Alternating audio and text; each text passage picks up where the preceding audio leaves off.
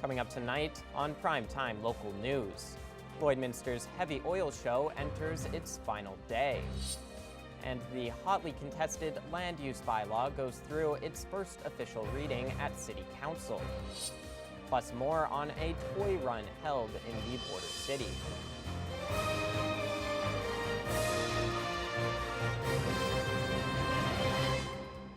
Primetime Local News, serving the Lakeland and Midwest regions. Hello and welcome to Primetime Local News. I'm Callan Dunlop. Thanks for joining us. Last night, the Lloydminster RCMP responded to a call for a well-being check and found 3 people dead. The bodies were found in a home on 50th Street and 47th Ave on the Saskatchewan side of Lloydminster. Police have called it a triple homicide, but have not confirmed the victims or official cause of death. September 11th, 2024, at approximately 5:51 p.m., Lloydminster RCMP responded to a call of a well-being check in the vicinity of 50th Street and 47th Avenue. Upon entering the residence, members located 3 deceased individuals. At this time, we will not be releasing or confirming the identities. Before moving on, I want to give my sincere condolences on behalf of the entire detachment to the family, friends, loved ones of these individuals. This is a profound loss of life for their family and for the wider community. The increased police presence around the area where the murders occurred is due to the fact that the incident is currently being investigated by the Alberta RCMP Major Crimes Unit. I want to be very clear to everybody. There is no immediate concern for public safety.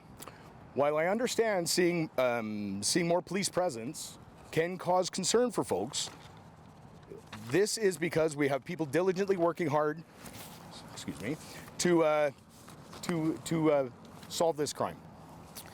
I want to assure you that they're here to bring a swift resolution to these murders. Despite the nature of the deaths, the Lloydminster RCMP have said that the public is not at risk and the incident was targeted. All I can indicate is that it's not a random act. This isn't somewhere where we're looking at this time, it doesn't appear to be a random act. So we're not, the general public is, if they're not involved in this type of activity or any types of criminal activity, and I'm not saying these were criminals at all. I don't know the investigation, but generally it's when it's targeted, there's a reason. What that reason is, that's what the investigation has to determine. Anyone who has information about the murders is encouraged to call the Lloydminster RCMP at 780-808-8400. The Heavy Oil Show had another successful day at the Lloyd X grounds. The show caters to everyone in the community and has something for each individual that attends. Many people took the time to attend the event, which featured over 200 booths. The booths were set up all around the building and had people from all over Canada sponsoring and advertising their products. Coolant heater, so it's mobile. So we mostly use it like to warm up like the engines that run the skids in winter. So it just circulates, basically circuits your coolant through your block, and by 20-30 minutes you can start up your engine again.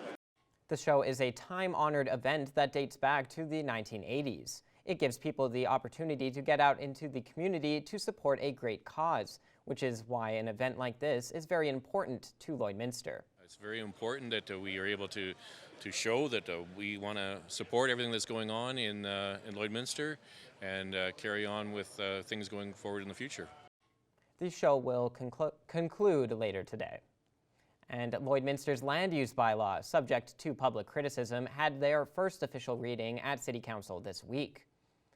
Concerns by the community were addressed and continue to be worked on, specifically regarding the low-density residential district. Was 4 units potentially on a property.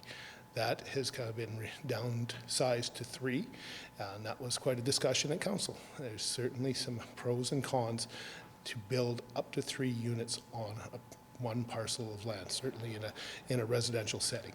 The community is vocal on issues they have with the proposed document. A public hearing is set for October 7th at 2 p.m. 52 amendments in the last 8 years. It takes a lot of time of administration, held up developers because they were applying for amendments and things like that. So we're trying to streamline and reduce red tape, encourage development in our city. But I understand from the community and residents alike, they want to see good development. They just don't want to see things slapped up and somebody make some money and run out of town.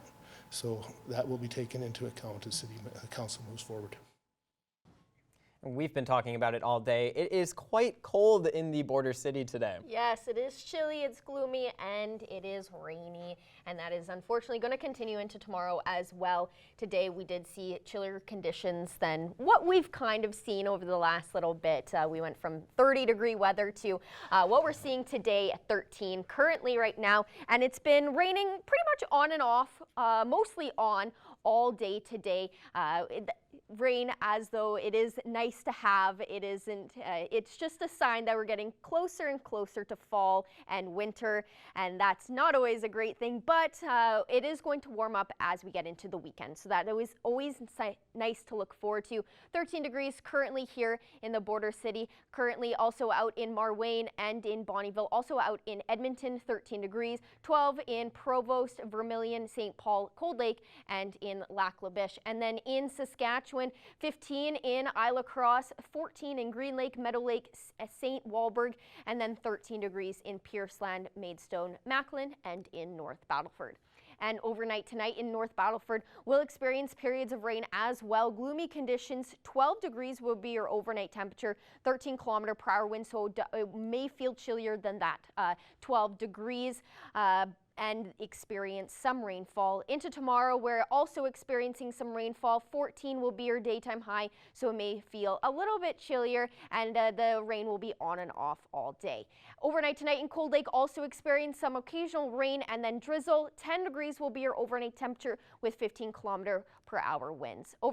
And then tomorrow, daytime high of 13, periods of rain as well. Expect that throughout the day, 17-kilometer-per-hour winds, so it is going to be a little bit on the chillier side. Overnight tonight here in Lloydminster will drop down to 10 degrees, periods of rain as well. 19-kilometer-per-hour winds. Into tomorrow, expect rainfall all throughout the day, 11 degrees till noontime, and then 12 degrees around 6 p.m. and then 8 by midnight. And then over the next 3 days here in the border city, a high of 12 and a low of 7 for tomorrow, and expect that rainfall. And then on Saturday, it should be sunnier and warmer with a high of 21 and a low of 9. So that is nice to look forward to. We're going to expect a nice weekend after Friday, so that's nice. And then on Sunday, it's a little less warm than Saturday, but still quite warm with a high of 18 and a low of 8. And expect plenty of sunshine throughout the day. So despite today and tomorrow being a little bit on the gloomier and chillier side, we are looking forward to a nice sunny and warmer weekend coming up. But that is a first look at your evening weather forecast. We'll have more news coming up after the break.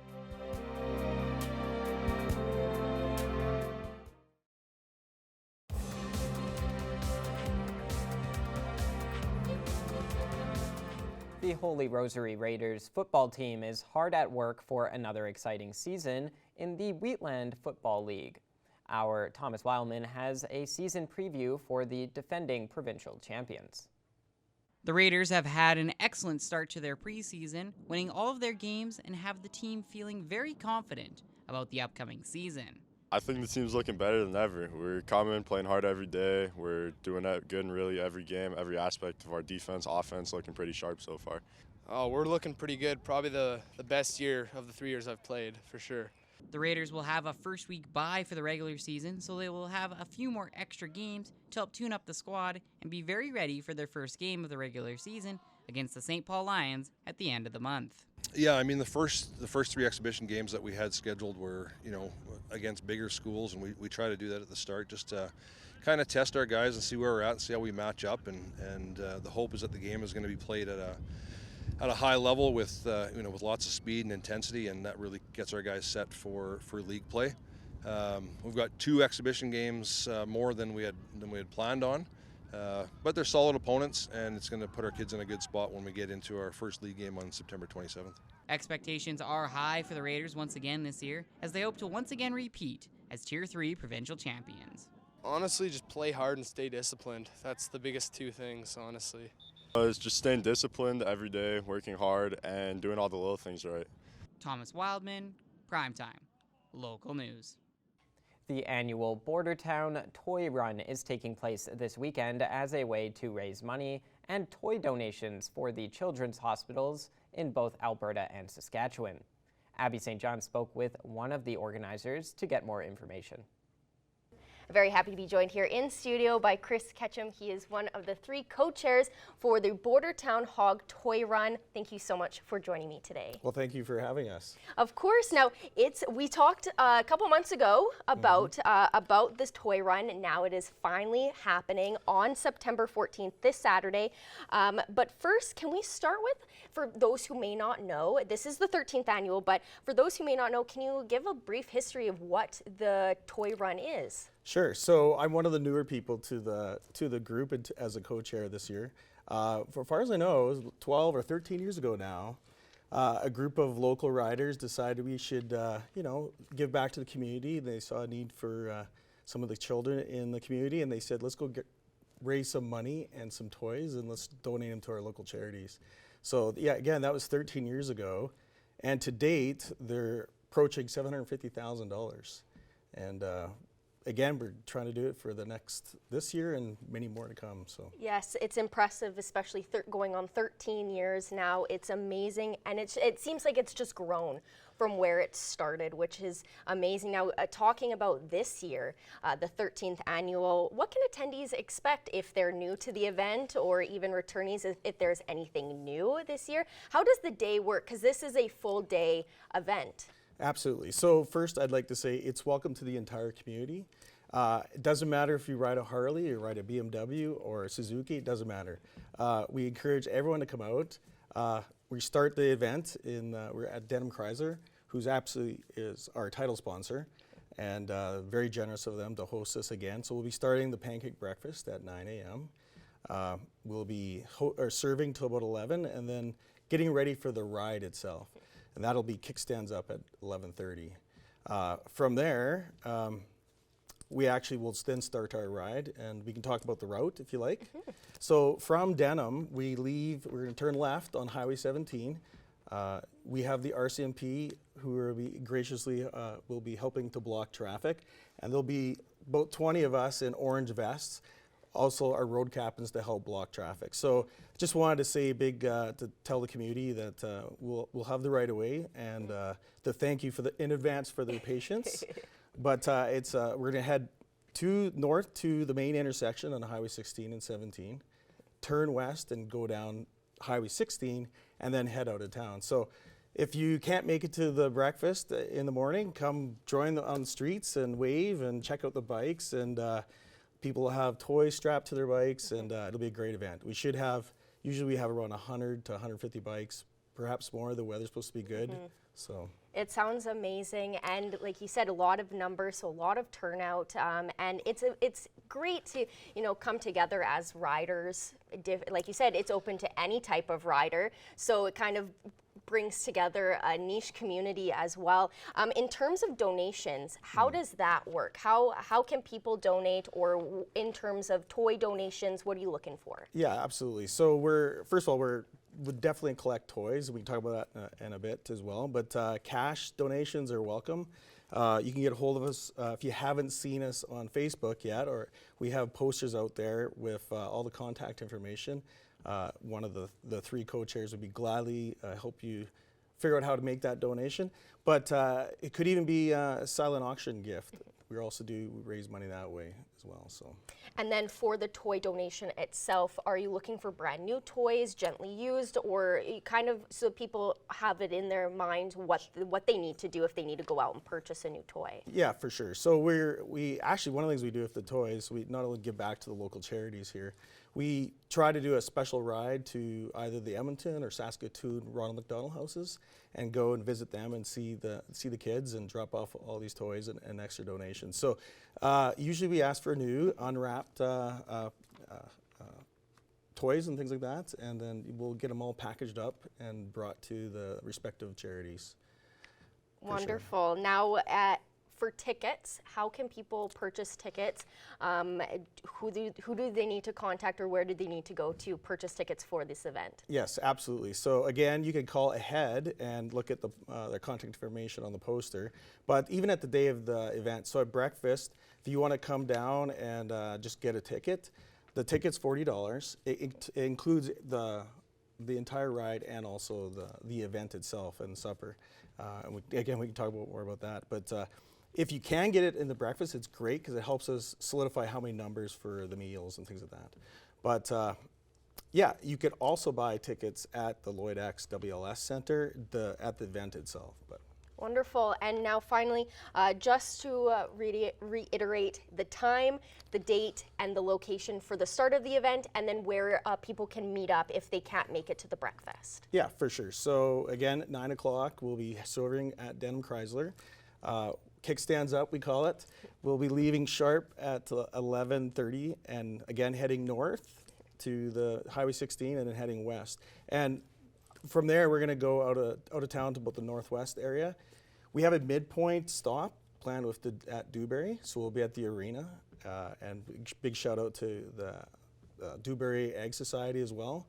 And there we'll have a burger or, by donation, a burger or a hot dog, cold drink, bag of chips, that kind of thing. And so yeah, we're encouraging those communities to come join us there as well. After there, we're heading back north towards the Heinsberg area. We'll swing around, go by Marwayne, get back onto Highway 17, head south, and then we'll end the event at the Stockade Center or Lloyd X. Yeah. Wonderful. Well, this sounds like it's going to be a fantastic event, and it's going to raise a lot of money and toys for those children in need at those hospitals. So thank you so much for joining me, and I wish you the best of luck for this Saturday. Thank you very much, and thanks for having us. Of course. Francine has been downgraded to a tropical depression after hammering the Louisiana coast with heavy rain and winds. The storm led to some heart-stopping moments, including a Good Samaritan springing into action to save someone trapped by rising waters. I just have to go in there and do it. I'm a nurse, so got to save lives, right? Francine slammed into the Louisiana coast as a Category 2 hurricane, knocking out power to hundreds of thousands of customers in Louisiana and Mississippi. Louisiana Governor Jeff Landry and President Joe Biden each declared a state of emergency ahead of the storm, freeing up resources in the event of serious damage. Francine is expected to transition to a post-tropical cyclone later today. And it's time now to look at your adorable animals in our pet picks of the day.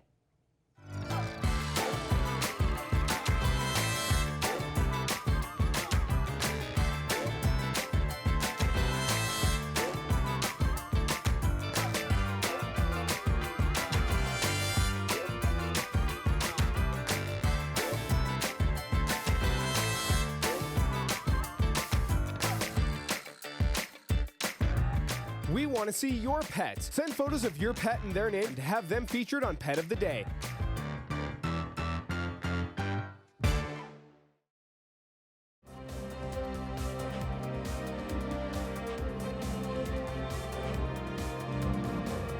The Fine Arts Show, which is part of the Arts Without Borders Festival, kicks off on Friday. Stacey Comer has more on what is planned for this year's event. I have a special guest joining me today on Primetime Local News. Cindy Sorley-Kikinger is here. Cindy is the Fine Arts Coordinator with the Arts Without Borders event that is the Fine Arts Showcase, starts here later this week. Cindy, thank you for joining me today. Thank you. Let's talk about when this event gets underway and where it is. Cindy, can you start with that information? The show was already hung. We were just notified that Sarah Hawkwood finished hanging the show, but it's open to the public starting Friday. And it goes through to October 26th, where we have a reception where we will be giving out the awards.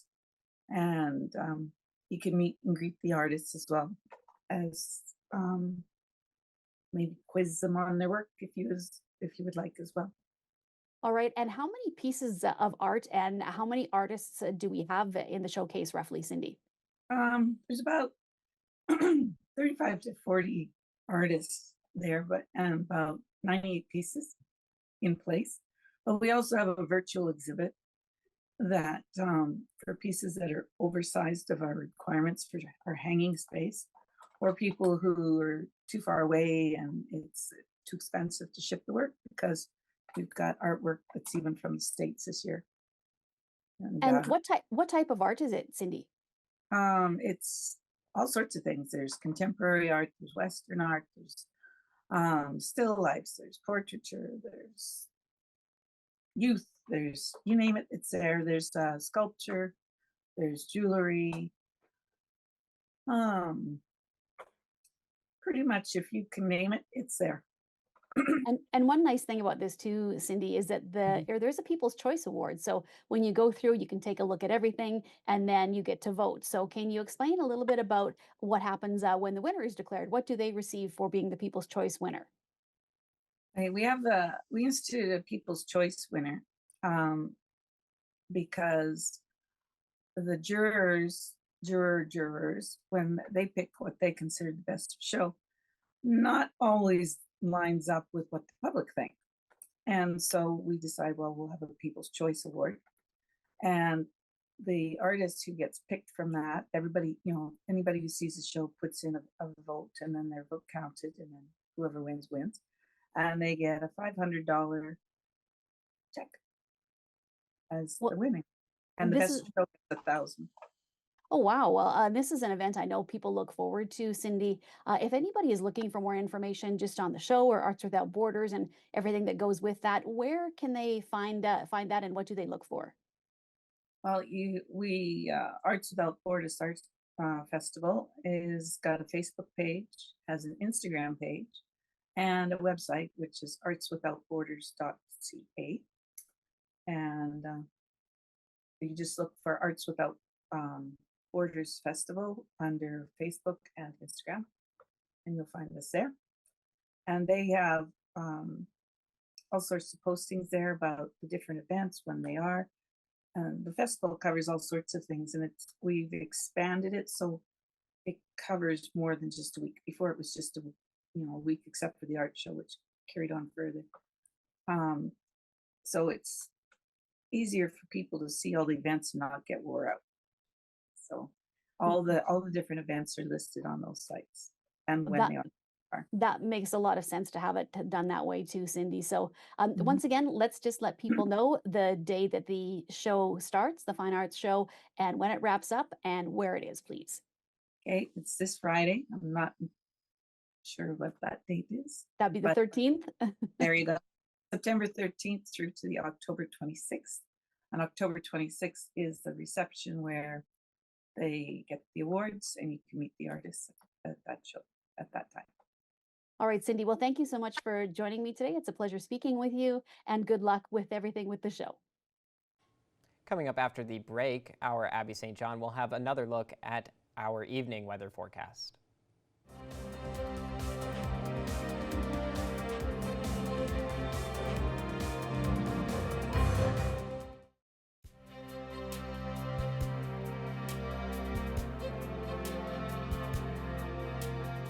Welcome back. Taking a final look at our evening weather forecast. We saw a very gloomy day out today. That rain will continue overnight tonight and into tomorrow. Currently sitting at 12 degrees here in Lloydminster, as well as out in Cold Lake.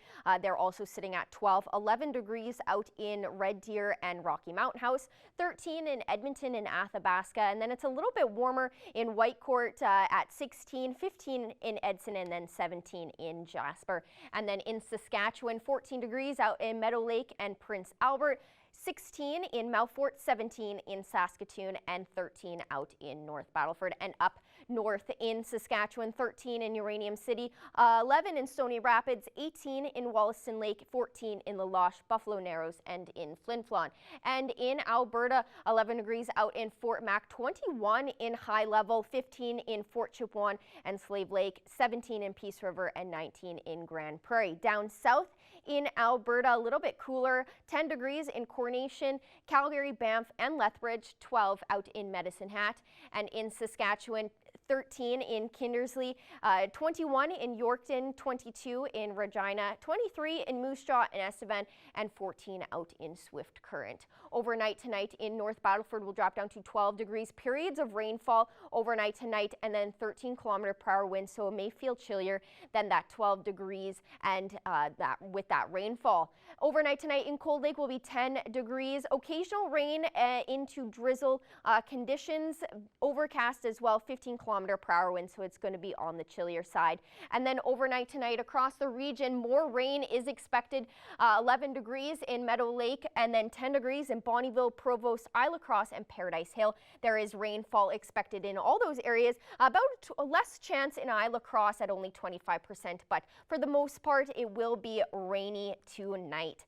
And then more rainfall overnight in more areas of the provinces, 9 degrees in Murnum and Wainwright, 10 in Pierceland, 11 in Unity, and 8 out in Calgary. And again, more rainfall is expected to fall in those areas, except Calgary. There is a lesser chance at only 25% as well, but it will remain cloudy conditions.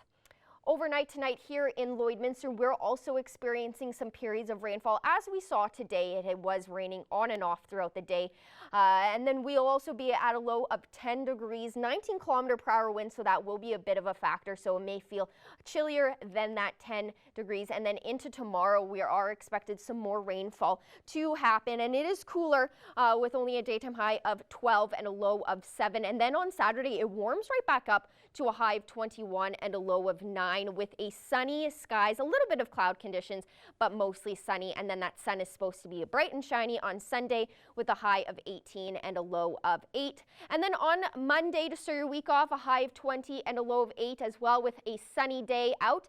And then on Tuesday, those clouds start to thicken up with a high of 19 and a low of 10. And then we're expected some more rainfall on Wednesday with a high of 15 and a low of 8. To finish off the next 7 days on Thursday with a high of 20 and a low of 6 with sunny conditions to round out the next 7 days. So it's a little bit of a mixed bag.